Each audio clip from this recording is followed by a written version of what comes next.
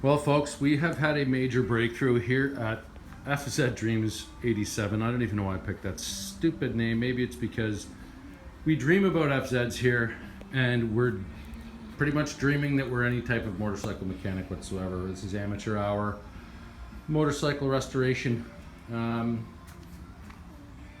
So we had a major breakthrough this morning. I got the bike running. It ran, folks. There is video. But what I did was having a problem. I was leaking some gas from my homemade gas tap system, gravity fed gas. It's like a little gurney I've got going on. But I did develop a bit of a leak here, so I kind of shut it down. And I also had a big time exhaust leak because I took these header pipes off and gave them a paint job, and they look great. But there was no gaskets. There was no exhaust gaskets. So I was at the Yamaha dealer today. COVID-19 update.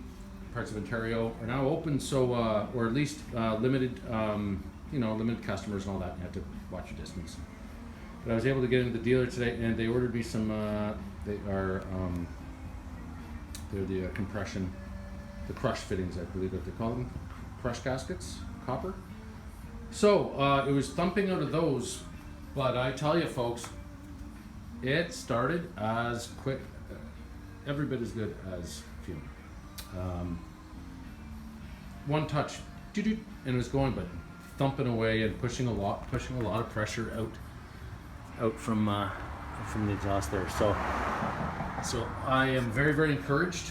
However, that being said, it idled great, but it basically started and without any choke.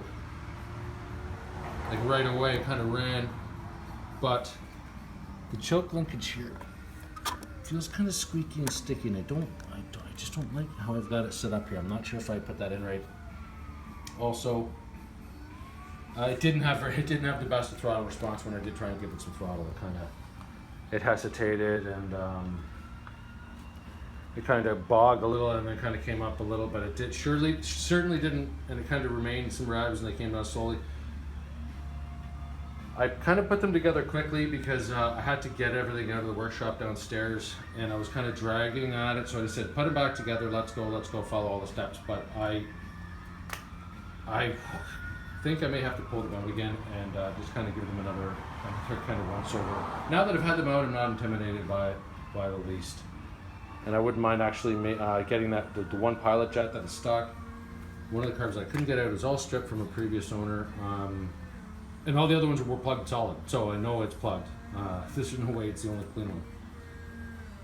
And there was something, I didn't set the float pole height. I just put everything back into the same carburetor where they came out of.